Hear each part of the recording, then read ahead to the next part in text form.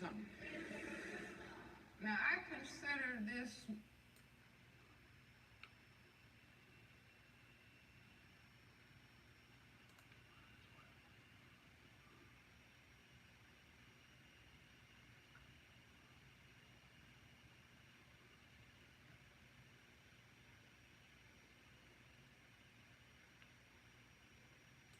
when I was an undergrad. I went to Antioch College in Yellow Springs, Ohio. And I remember coming home and, having dinner with my family and grandmother and parents and my sisters at the dining room table. And so I made an announcement. I'm a Marxist.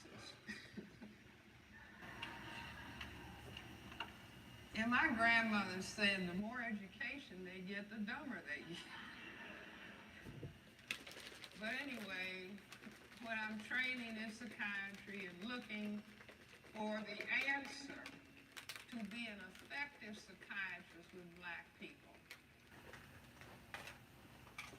looking for the answer to racism, and I remember attending a Black Power Committee meeting. And as a matter of fact, I was doing a fellowship in child psychiatry at that point, and I would get a voice. And if you get a voice in here, you need to see a psychiatrist. If you get a voice in here, I think that's God talking to you. And the voice would say, and I would be writing up cases at the end of the day, and the voice would say, go to a Black Power Committee meeting. Just quietly. It wasn't frightening. So when ministers say they get a call, and I kind of know what they mean. And so this would happen over and over and over again. Again, it was subtle, very subtle, nothing to shake you up or anything, because I didn't go to meetings. And so I finally went to a Black Power Committee meeting. And after the meeting, people were sitting in somebody's apartment eating African food. And a gentleman was on the other side of the room. And I heard this man say, mind you, I'm looking for further answers to racism. And I hear this gentleman over there in the other corner saying, racism is a system. And it's like my mind, I'm looking for, they say when the student is ready, the teacher appears. And so I started talking to this person. The gentleman's name was Neely Fuller Jr. He wasn't a college professor. He was a guard at the Bureau of Engraving in the District of Columbia, where they print the money. And this man had started writing about racism in the mid-1950s when he was in the Korean War. And he said he was seated on his station was on a radar site up in the mountains in Japan. And he started thinking about racism and thinking about what was going on in this country, in this part of the world. And he said that the language of segregation and desegregation didn't make much sense on that mountaintop. And he started thinking that racism is a system. Now I want to repeat after me. Racism is a system. Now I consider this gentleman one of the most profound thinkers of any color in the 20th century. Remember, we started the 20th century with our great sociologist, historian, Dr. W.E.B. Du Bois. And Dr. Du Bois told us in his book, Souls of Black Folks, in 1903, that the problem of the 20th century is the question of the color line between the lighter and darker races of mankind. And then mid-century, Neely Fuller Jr. came along with his book, and I hope that everybody will get his book who doesn't have a copy. His phone number is 202-484-5461.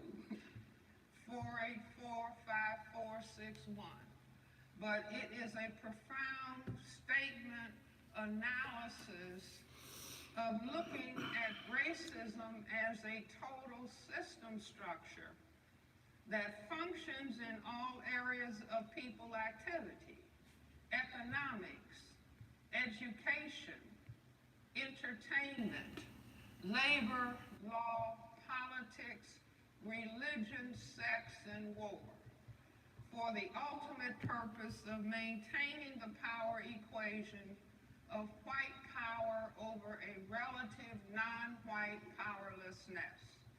So being a psychiatrist, and at that point, that's the, mid-1970s, late 1960s, we would sit up in my apartment, and that was when, you're at an age you can sit up and debate till 3 or 4 o'clock in the morning and get up and go to work.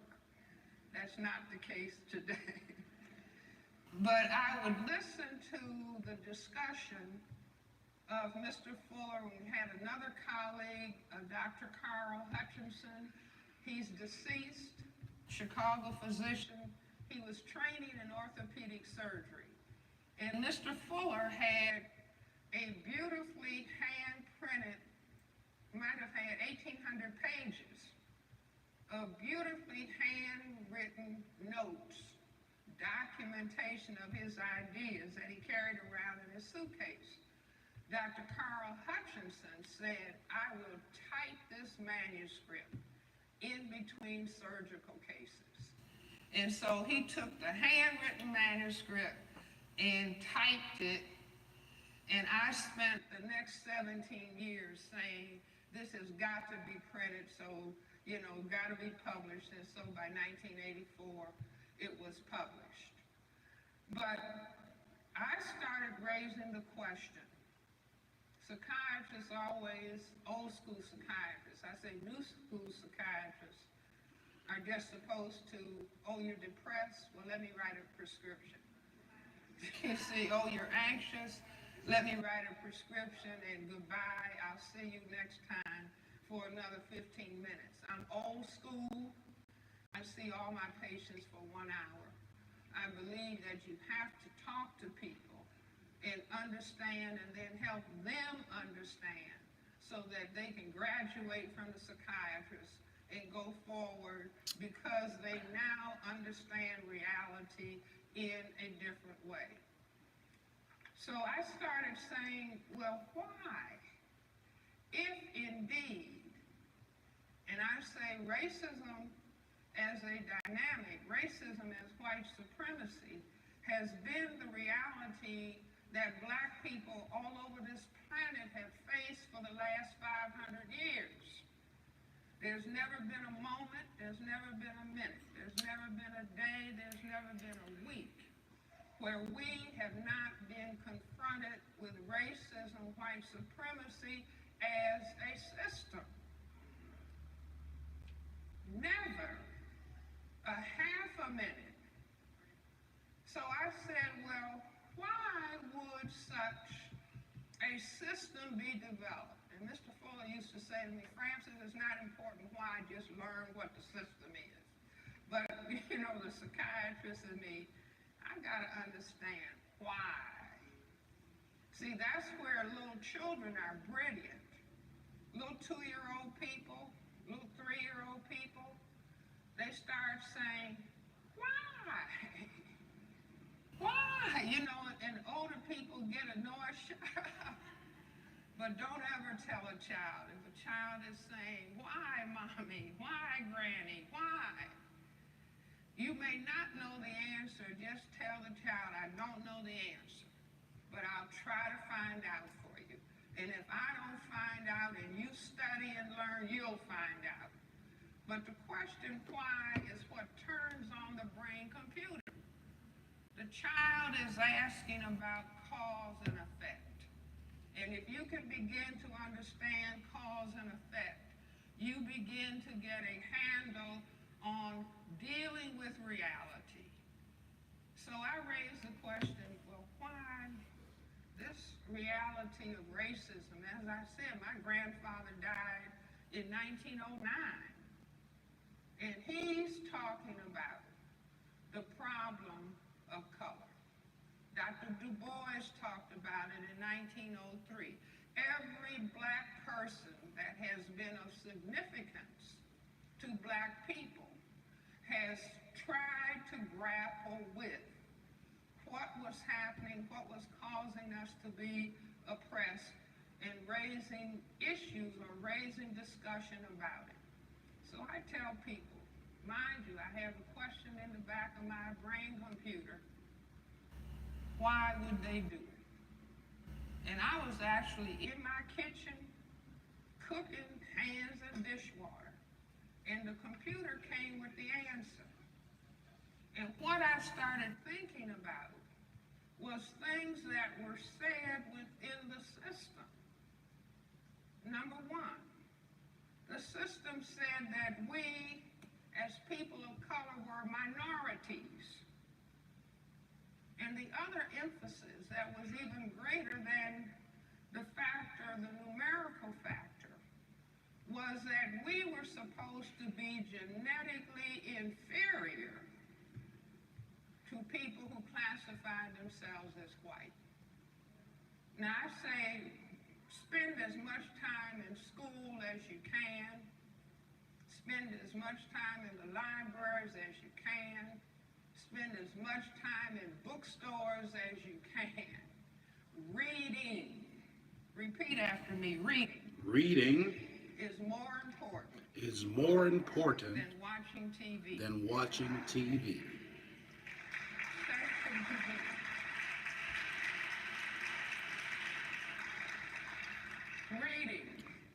Reading is more important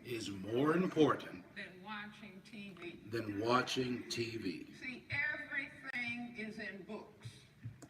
Everything is in books. And I say beware of these little small things that you can hold in your hand, where you think you're getting as much information as if you're holding a book.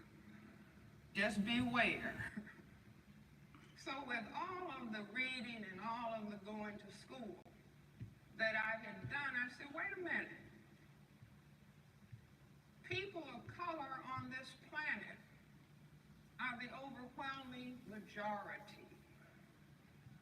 Black, brown, red, and yellow people are 9/10 majority on this planet. The other thing, that we are supposed to be genetically inferior. And I said, well, wait a minute. See, in my mind, I'm talking to my, wait a minute. Black people, people of color, are genetically dominant in terms of skin coloration to compare to people who classify themselves as white. And I said, I've got it. Just like that, standing in the kitchen, cooking hands in the dishwater. I said, this is the answer. So let me put it on the board. See if you all can see this. Let's say this is the planet Earth. Can you all see? Okay. So 9/10 of the people are black, brown, red, and yellow. 1/10 of the people have white skin. Instead of the people being genetically inferior, the people who can produce the black pigment melanin are genetically dominant. Now, if you don't know what I'm talking about, you haven't taken a course in genetics, just look at our president, Barack Obama. The president's mother is white. His father is black. Because the ability to produce that black pigment is dominant, and the inability is a recessive genetic trait. So black plus white could only produce black. Are you all with me? So I said, now what am I doing? Let's say that this is planet Earth and this is Europe. And this is 1492. And Columbus started European people coming out and moving, little boats coming out of Europe, beginning to circumnavigate the planet. Every place these white gentlemen landed, they found colored people. Colored people everywhere.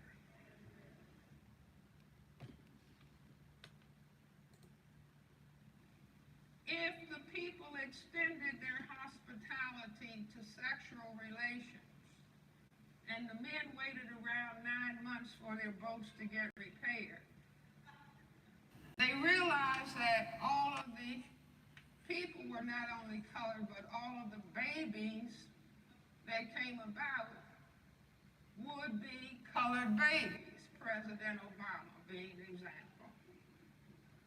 So I maintained they didn't have to have a big conference hall, big church, but they realized if everybody is colored and everybody is genetically dominant, unless we control all of these people, these men might get in votes.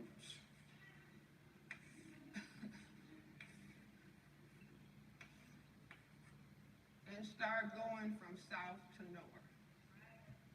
And maybe at that time they were even aware that the white women said their ideal mate was tall and dark. So they realized, I maintain at that point, that white could disappear. That white could disappear on this planet unless they control. And we all grow up learning. Black people learn this before they learn how to read. If you are black, what class? Get back. Get back. If you are brown, stick around. Stick around. If you're yellow, you're mellow. Mellow. And if you're white, you're all right. You're all right. Now I can say this in London, England. And the audience knows if you're black, get back, brown, stick around, yellow, no. Wherever white people have been where there are colored people, if they stayed around to make a color mix, and people start learning this. But most people don't understand, you just learn. Growing up, if you're black, get back, brown, stick around, yellow. This is the color code for white genetic survival. The more color you have, the greater your genetic potential to cause white genetic annihilation. Are you following me? So we're taking the mystery out of all of this. But beyond that, see, all over this country,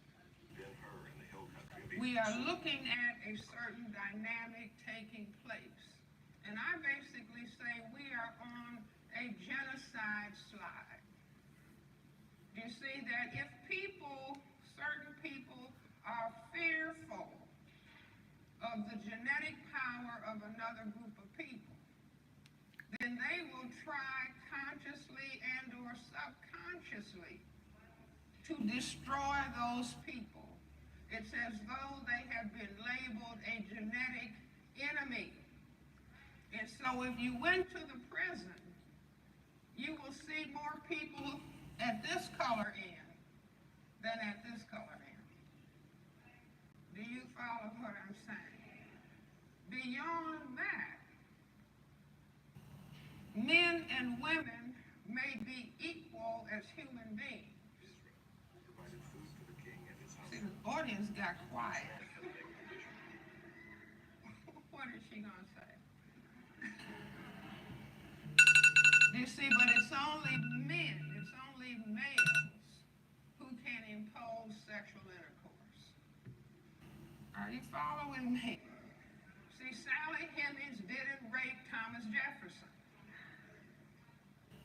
You know, if Sally Hemings got a knife out of the kitchen and threatened to have sex with Thomas Jefferson and he got afraid, what would happen, gentlemen?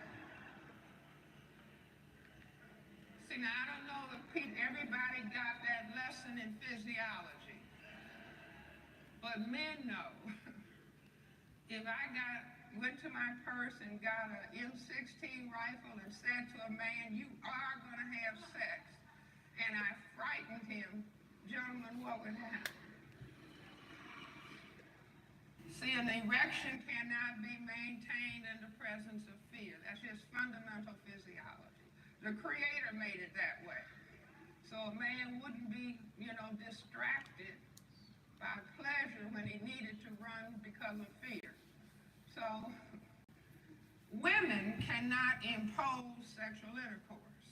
They can try to entice, influence, but they cannot impose. Ultimate imposition is to get a weapon. So the focus for white genetic survival has to be on the male, and then it has to be on the males who have the greatest genetic potential to cause white genetic annihilation. Are you all following me?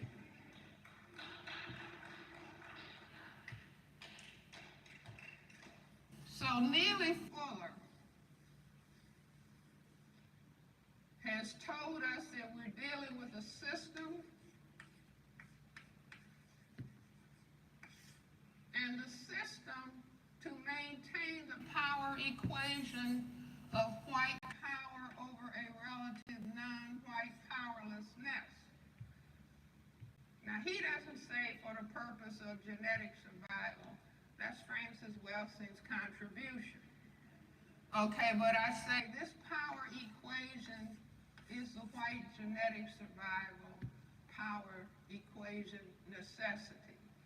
And the system functions in economics, education, entertainment, labor, law, politics, religion, sex, and war. Now we are in a temple called the Shrine of the Black Madonna.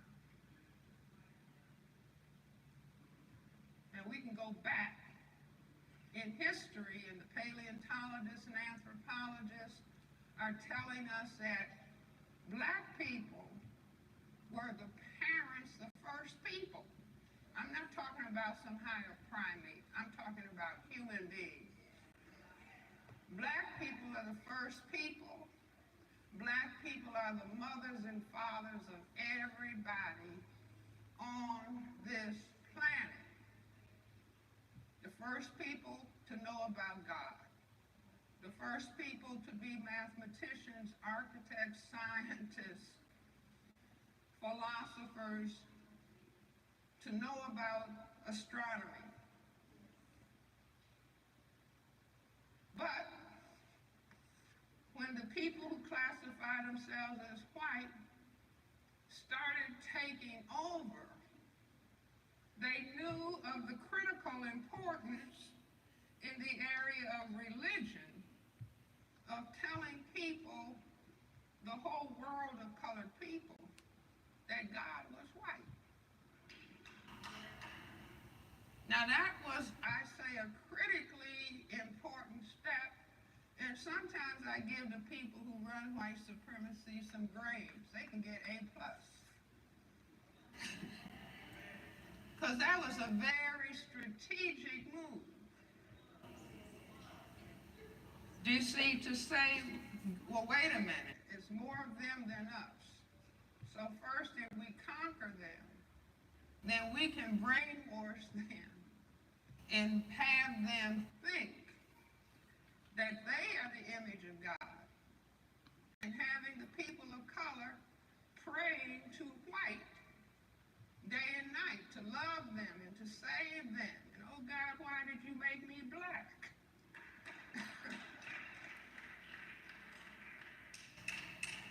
I'll just tell you all a little story. When I was very young, and I'm baptized Baptist, and christened A&E, that's to satisfy both sides of the family.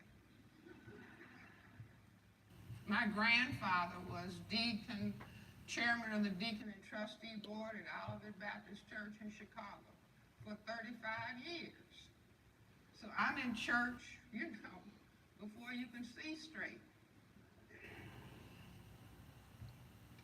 But I say this was a strategic move in having, you're at Sunday school every Sunday from the time you can breathe.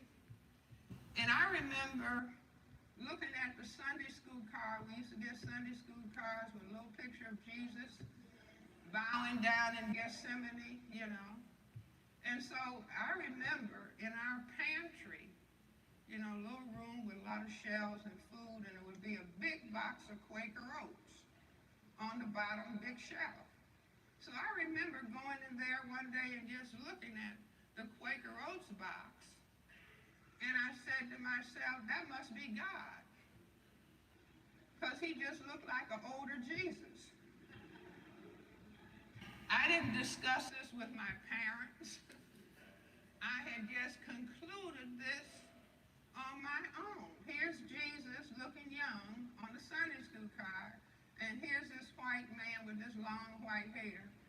And I just said, especially since you're saying the grace and we thank him for this food,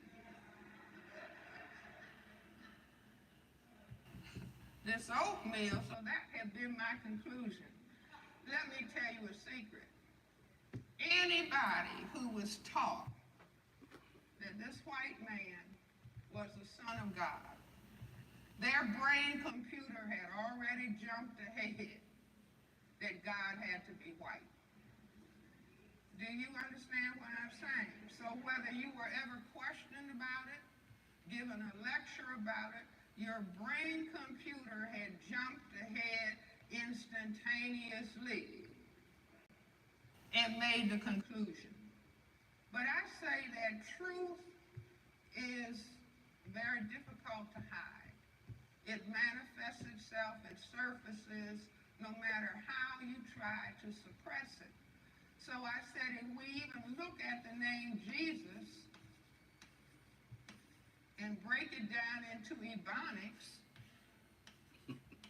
then we have just us.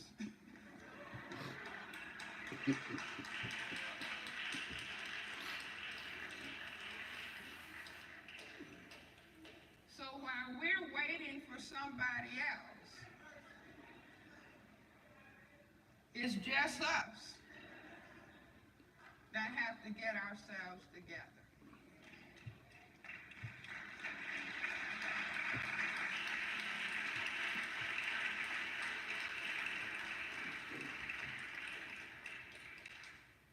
You see, but I say, if you begin to understand what I'm saying about what racism as white supremacy is not racism and white supremacy.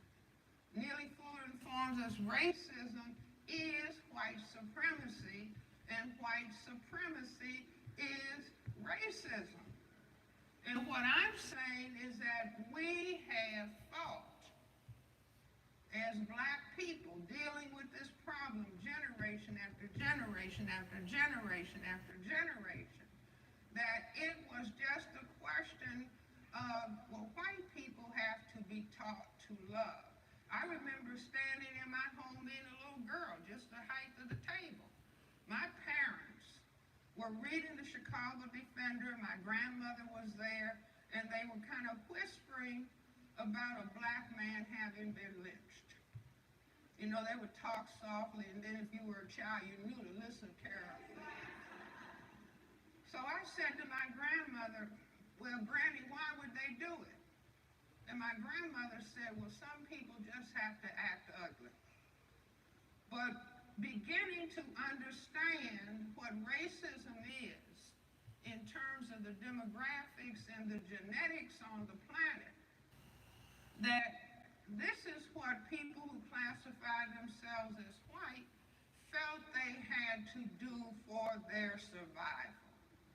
And it is not logical to expect people who designed a system consciously and or subconsciously for their survival to undo that system.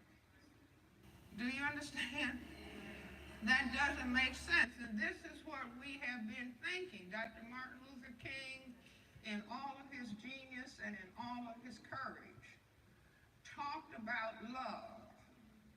Do you see? But if all of the 9/10 people on the planet, plus the 1/10 white people, if everybody, I'll put this in a heart.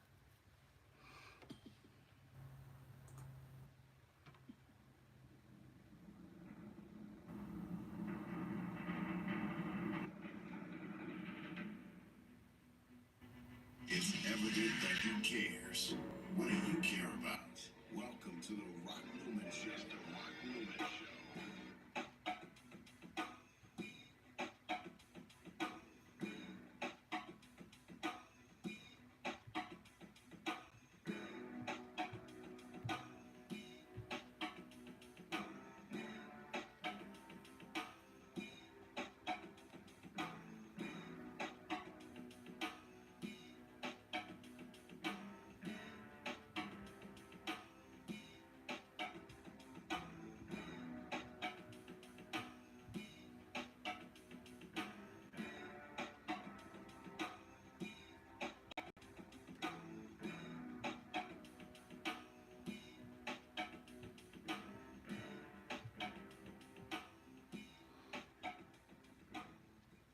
Good day, beloved. Thank you so much for joining us here at the Rock Newman Show 2.0 today. If you see me struggling to try to contain this smile that I have, it's because my whole being is smiling, and I'm smiling because of the guests we have for you today. It is a gentleman who is very straightforward, doesn't like a lot of frills, doesn't at all ask for or expect anything laudatory.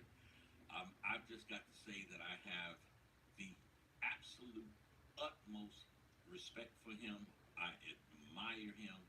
I so appreciate the love and love the work that he has done.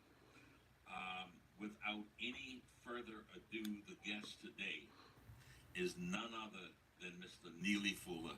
Mr. Fuller, thank you so much for joining us today.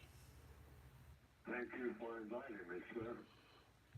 So I'm going to jump right in just with both feet here and read a comment of yours that states, if you do not understand white supremacy, what it is and how it works, everything else that you understand will only confuse you. Please elaborate. The floor is yours. Well, some years ago, I kept trying to figure out, like most people do, particularly young people at different ages, sometimes once or twice, sometimes all the time. The world is presented to you, and you're in it, so you just try to figure out what is going on and why are people doing this and going here and going there, and it's sort of like a big puzzle, and I think everybody goes through that stage, coming to the world, and you're confronted with it. And over a period of years, up to roughly about the age 26, I came to the conclusion that this thing called interaction between people was weighted down to something called racism. And to put it all in one box, I say, now, what is this that seems to affect everything? Now, I could see a lot of things that didn't seem to be connected about things in general, but everything seems to be connected with something racial. And this was in the 1950s. And I said, my goodness, I mean, because, well, I was aware of it before then, but I didn't put it all together by putting together pieces of a puzzle. And so I came up with just by examining everything that people are involved in, and I called that, start segmenting it into 9 areas of activity. I said, now, so I started writing notes to myself, basically. And this was about 1956, when I really got serious about it, because I was always stumbling and fumbling, and always butterfingers about everything. I could never put things together. So I say, okay, there seems to be 9 areas of activity that will apply to everybody in the universe. Something called in school or anywhere else you are, dealing with finances and whatnot, and time and energy, which is what I kind of settled on. I said, okay, 9 areas of activity. Let's see. Doing well. Alphabetical I'm still order learning. will be economics. Starting with that one. And education. People get it. That's the process of learning. Economics is how time and energy is used.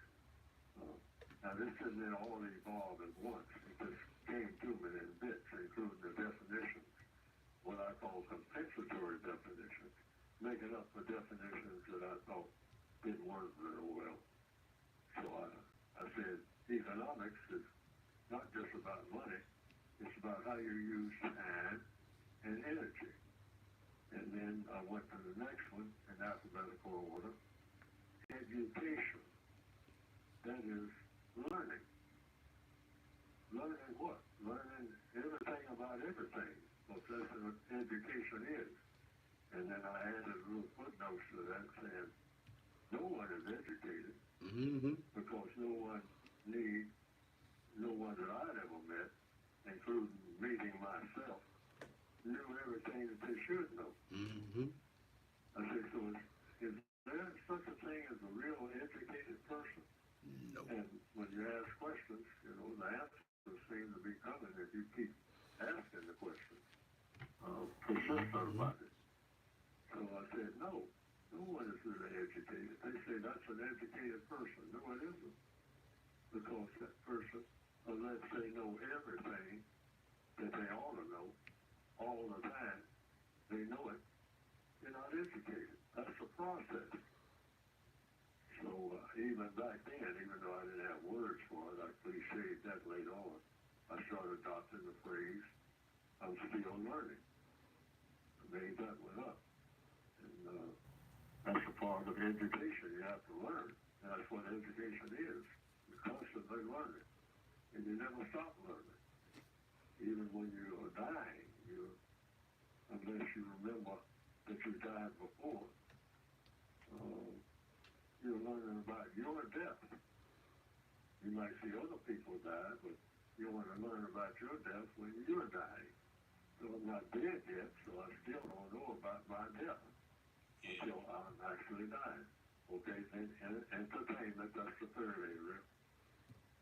Labor, law, politics, religion, sex, and war. And then I turned around and answered to the question that you asked and looked at that phrase that I made up. If you don't understand white supremacy,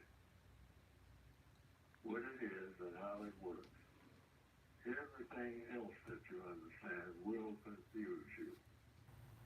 And then I said, now that means I got work to do. Because I got to know what white people who seem to be running everything that has to do with me and everybody that looks like me. I said, I got to know what they do and how they do it in all of these areas of activity. Otherwise, I'm nowhere close to solving problems, my problems. Well, so I started out really trying to wrestle with this race thing. I was just trying to solve my problems. I wasn't trying to solve anybody else's. Mr. I was Fuller, very personal about it. Mr. Fuller, if I can stop you there just for a moment. Yes, sir. Yes, sir. At any time. Only to let my audience know that you're listening to the voice of Neely Fuller, one of the most highly informed individuals on this planet when it comes to this matter of race and white supremacy. For the very longest time, we have desired to bring him to you, and we were finally able to connect and to have a time that worked for both of us. So you're listening to the incredible wisdom of Neely Fuller. Mr. Fuller, please continue. Yes, and so I think the last one was war. Yeah. You're right. And that's the 9 areas of activity. And then I started looking, going back to number 1, economics. How should I use my time and energy? Because at that time, I was just running all over this place, that place, doing this, doing that, watching to see what other people do, and then joining in and saying, me too. And fortunately, a lot of things I put on brakes about because I was headed for disaster on several occasions. Watching what other people do and then saying, me too. I'll join this and join that because I didn't know, I couldn't, my reasoning power was just about zero because I was confused about everything. I was always the last one. I mean, to catch on to what's going on, what was really happening and why. And so when I really started paying attention, I said, I got to slow down and pay attention to every detail of everything. Because otherwise, I can see the dangers ahead if I keep doing everything like I'm doing, just rushing in and asking questions later.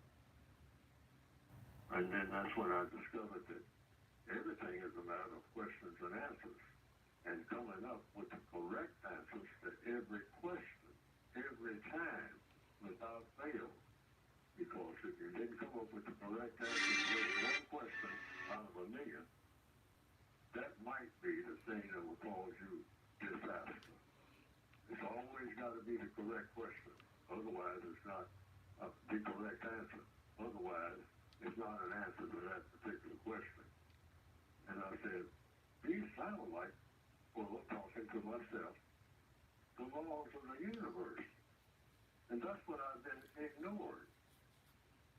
I said, people don't really make laws. They discover laws that are already there. And those laws are correct or incorrect. They're going to either be one or the other. That's the only thing to sort out. How to use that law of the universe. And so these things came to me gradually. And then I said, finally, in answer to the initial question, I came up with that thing about if you don't understand white supremacy, what it is and how it works, everything else that you understand will confuse you. And that's in all areas of activity. So I said, now you can't solve any other problem on the planet, and I'm saying that now to the entire world, until you solve the race problem. Because I was running, particularly back in the 1950s when I started getting into it earnestly. I was trying to run this place and that place, trying to go different places, thinking I could escape the race problem. And then I had to realize, oh, there's no escape. You have to dissolve the race problem. You, yourself, Fuller, no one is set up in a paradise for you to come and sit down in, and you have eluded the race problem. And when I came to that realization, I was actually hurt. Because that's exactly what I was doing. And I said, well, what's the best way to go about doing it? And that's how I got started. Written in earnest back in the 1950s. You know, if That statement. if I could have another moment here to further share with our audience something that you said. I've attempted to pull some morsels out here, but it basically says that what does it mean?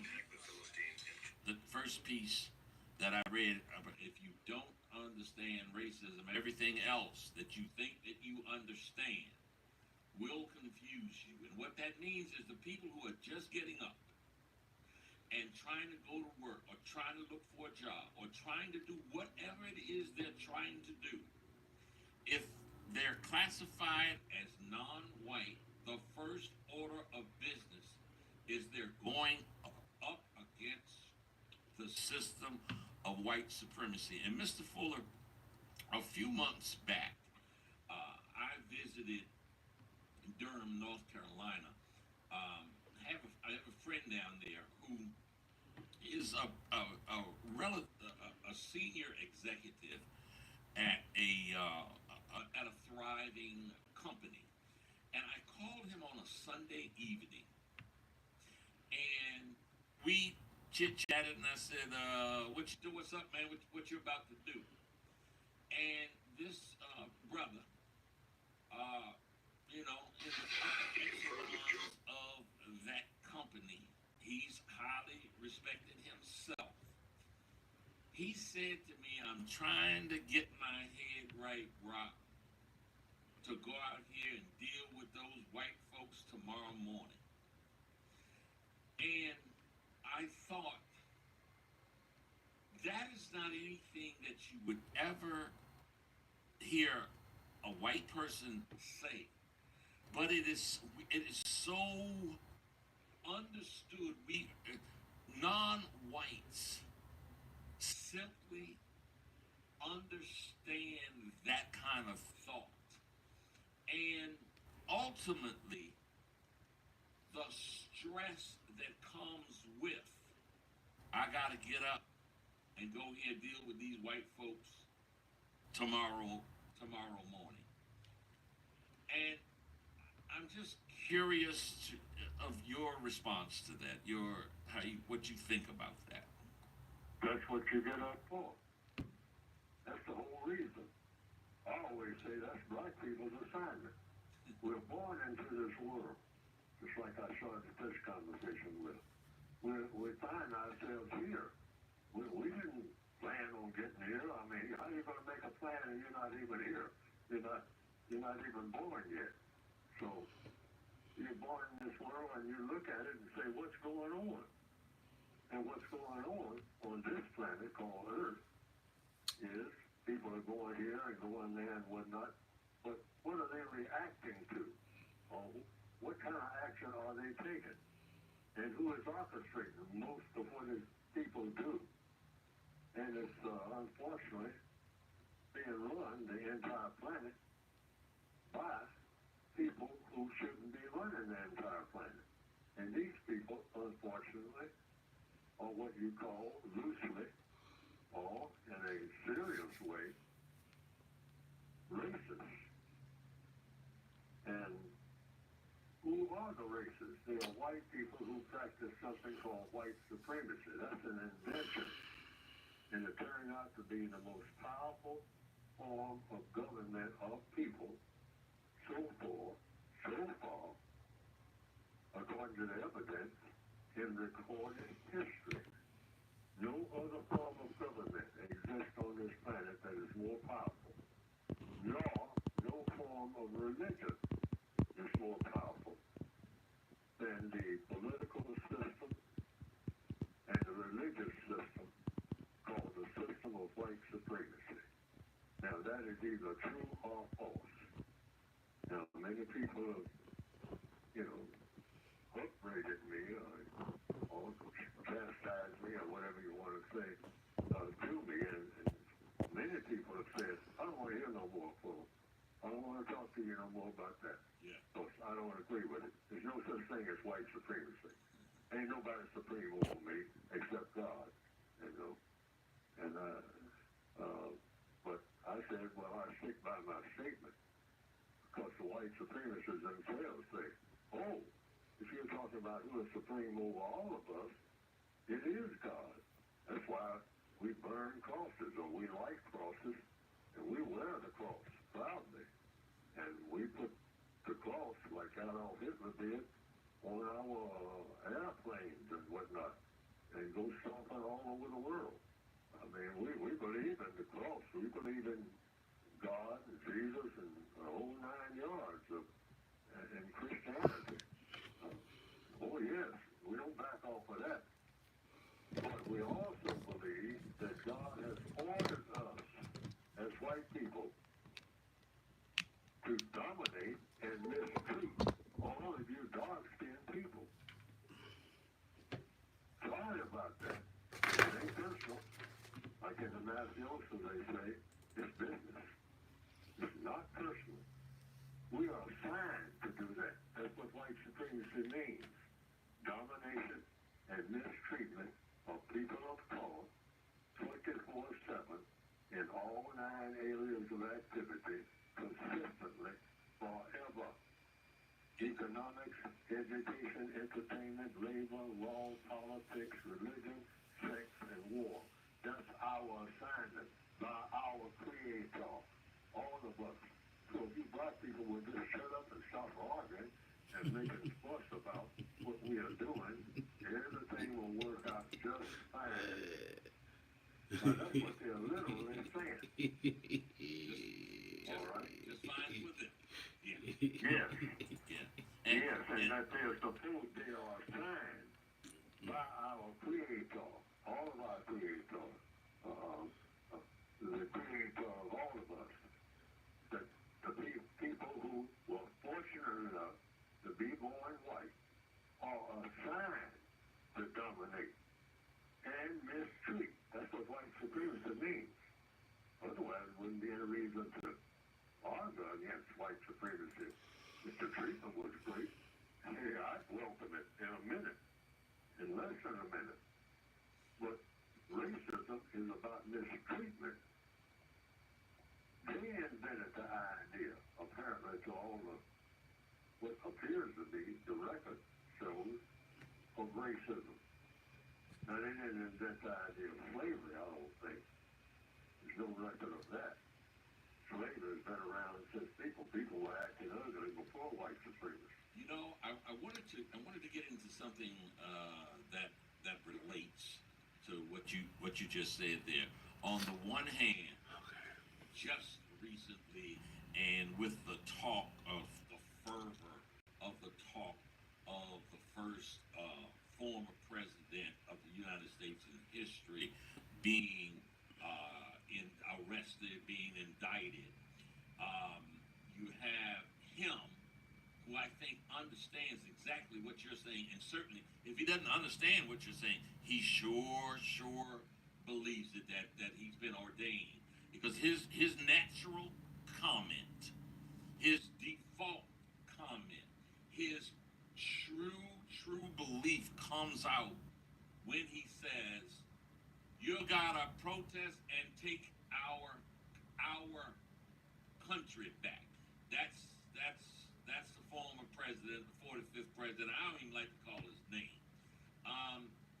So that's one thing. The other thing that I want to ask you about, as you so eloquently articulate what is the sense and what is the feeling, and probably more importantly, what is the actions of those that you refer to as white supremacists.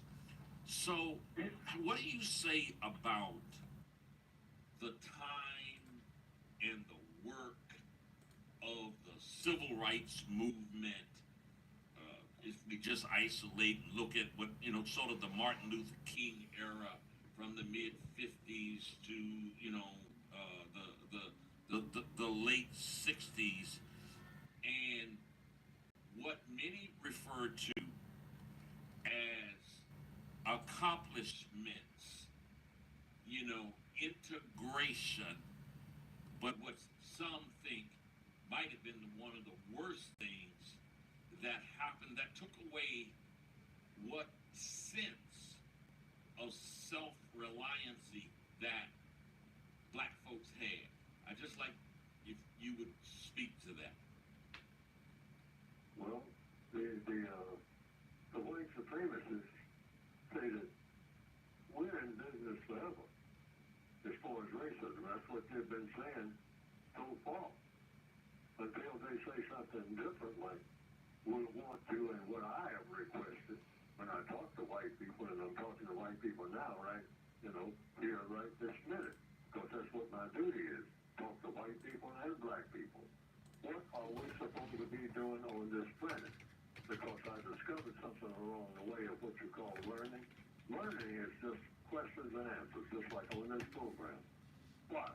Because it's the most logical thing to do to solve problems. You cannot solve any problem in the universe. This is universal law, which is what I say black people need to tap into. All of the universal laws. You cannot solve any problem without questions and answers if you are a mortal creature. A creature in the form of a person on planet Earth here in the year 2023. All problems, and someone can write this down because I have it in my book throughout, either directly and indirectly, that you can get by going to producejustice.com. All problems, without exception, are solved through the process of questions and answers. And let me give you an opportunity to give that website again, because I have no doubt whatsoever that I've got listeners out there, I've got viewers out there that really want to be able to get all the resources that you might have. So would you please repeat from where they can get it again? 2 words, trust.com. Producejustice.com. That's it. Go to that website. Producejustice.com. Producejustice.com. I just Like you're trying to produce justice, which that's why I gave my podcast that name, that title, because that's what I'm trying to do. That's what we all should be trying to do. Replace the system of white supremacy. Replace it with what? With justice. And so, while we're on that subject, I'll just explain what justice is, because I don't like any of the definitions down through the years that I've seen in any dictionaries. One thing they keep saying justice has to do with fair play.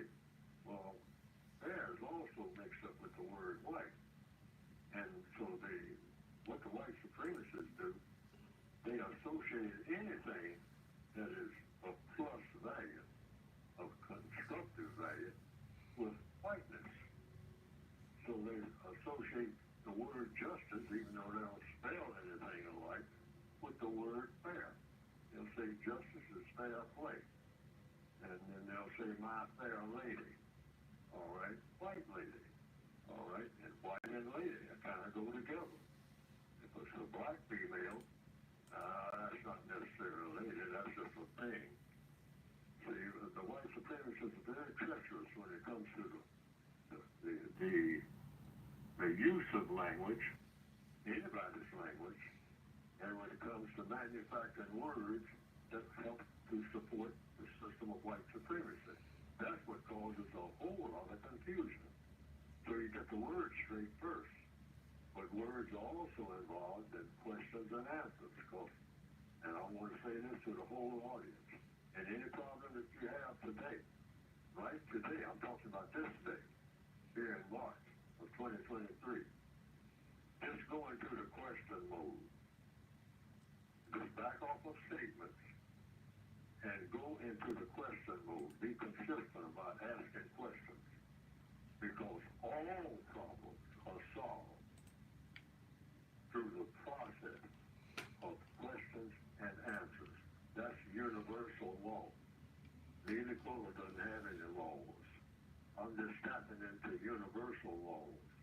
And that's how I would like for all people of color think in terms of don't follow people, including Neely Fuller. He makes mistakes, lots of them. You don't want to follow anybody that makes mistakes, and everybody makes them. Follow logic, the laws of the universe. 1 and 1 is 2 for everybody. You know, jumping off of a cliff without a parachute or something, I mean, it's not logical. It doesn't work. For everybody. That's the kind of laws I'm talking about. Understood. Let me ask you,